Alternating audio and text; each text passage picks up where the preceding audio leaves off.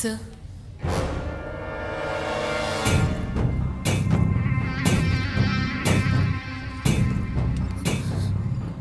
చెప్పండి.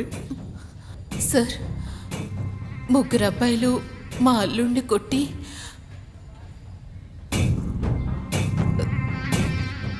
నా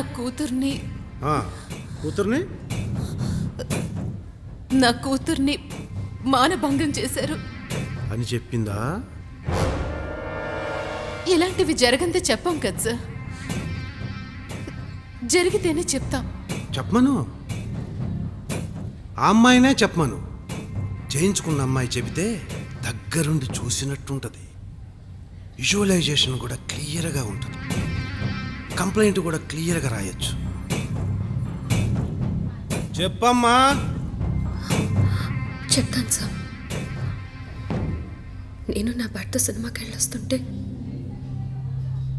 ముగ్గురు అబ్బాయిలు మమ్మల్ని ఆపి అడ్డుపడ్డ నా భర్తని చితక్కొట్టి నన్ను మానభంగం చేశారు. ఎక్కడ? రామ్నగర్ రోడ్లో సార్. ఏ టైంలో? రాత్రి 10:30కి. ఎంతమంది? ముగ్గురు సార్. ఎన్నిసార్లు చేశారు?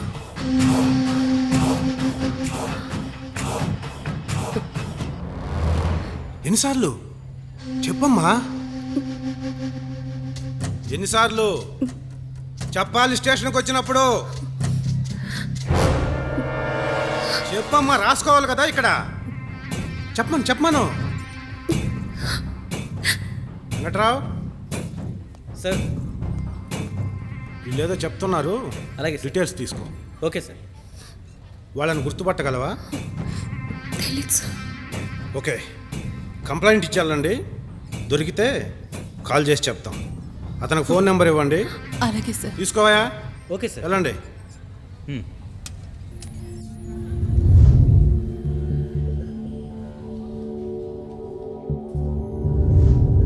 నేను చెప్పింది చెప్పినట్టు చెయ్యి. సరే సార్. మిగతా విషయం నేను చూసుకుంటా. Okay sir. వెళ్ళు. రోజు పోలీస్ స్టేషన్ చుట్టూ తిరుగుతూనే ఉన్నాం. మా కేసు గురించి పట్టించుకోరా? చూడమ్మా, మీరిచ్చిన వివరాల ప్రకారం ఎంక్వైరీ చేశాం. ఆ డేట్లో ఆ ముగ్గురు కుర్రాళ్ళు అసలు ఈ ఊర్లోనే లేరని తెలిసింది. ప్రూఫ్స్ కూడా మా దగ్గర ఉన్నాయి. ఏం చేయమంటారు? ఒక పని చేయండి, ఇప్పుడు ఇంటికి వెళ్ళండి. తర్వాత ఏం చేయాలో నేను చెప్తాను. వెళ్ళండి. పదమ్మా.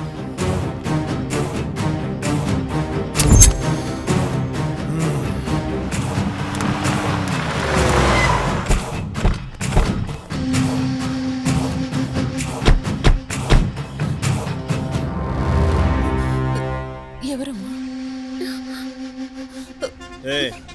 నువ్వేడో దానివే, నీదేడో కంప్లైంట్.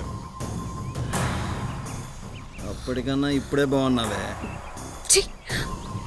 ఒకరిని చూసి ఒకరికి ఈ మధ్య అమ్మాయిలందరికీ ధైర్యం వచ్చేస్తుందిరా. మనం రేప్ చేసిన ప్రతిదీ కంప్లైంట్ ఇస్తుంది. అది ఈ స్టేషన్లోనే ఇస్తుంది. మిమ్మల్ని వదలండ్రా. అరెస్ట్ చేయించే వరకు వదలు మీ అందరినీ. దాన్ని రేప్ చేయాలంటే 3 ఉంటే సరిపోతుంది. నిన్ను రేప్ చేయాలంటే డబల్ 3 కావాలి. ఇప్పుడు 3 డబల్ 3 లేదు. డబల్ 3 ఉన్నప్పుడు కలుద్దాం. నడవే, పద. ఎస్ఐకి కలుద్దాం.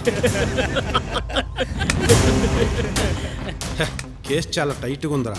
10,000 ఇస్తే మొత్తం పోద్ది. కేసుల్లో ఏమీ లేవు, పోలీస్ స్టేషన్తో సంబంధమే లేదు. హ్యాపీగా ఇంటికి వెళ్ళిపోయి పడుకోవచ్చు. ఎంత కమ్ముడు పోయారు సార్ వాళ్ళకి?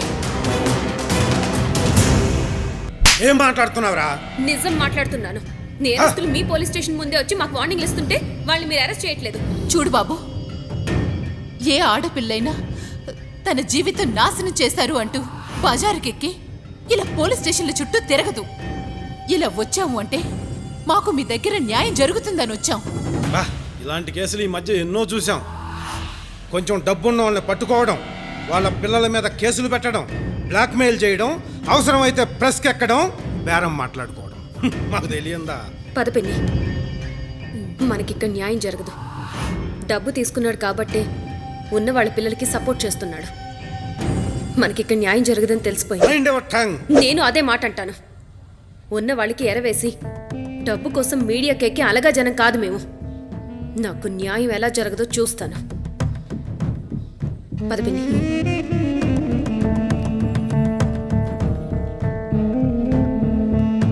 సార్, సత్య వాళ్ళమ్మ మిమ్మల్ని బయట చూసి వచ్చి పెద్ద గొడవ చేశారు సార్.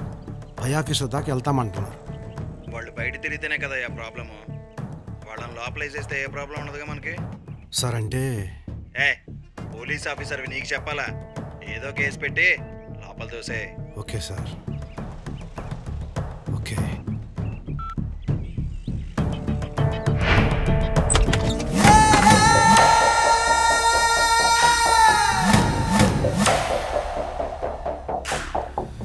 సత్య,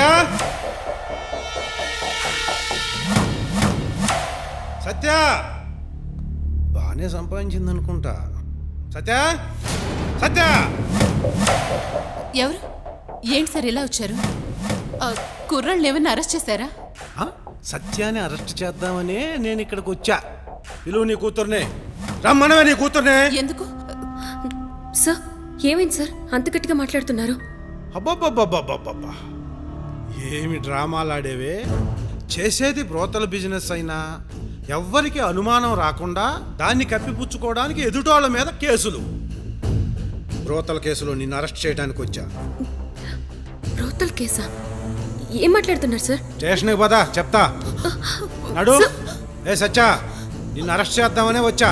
బాబు, నా కూతురు అలాంటిది కాదు బాబు. అసలే తన జీవితం నాశనమైపోయి బాధలో ఉంది బాబు. వదిలేయండి బాబు, మమ్మల్ని ఇలా బతకనివ్వండి. దాని మీద కక్ష గట్టి అరెస్ట్ చేశారు సార్.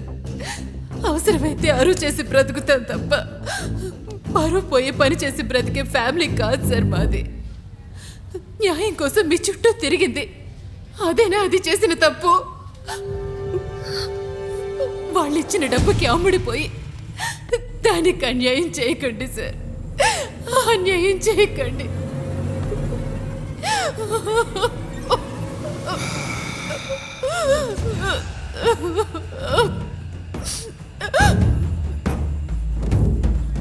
Please sir. ఆగు. చూడు, నీ కూతురు అందరి దగ్గర పడుకున్నట్టు నా దగ్గర ప్రూఫ్ ఉంది.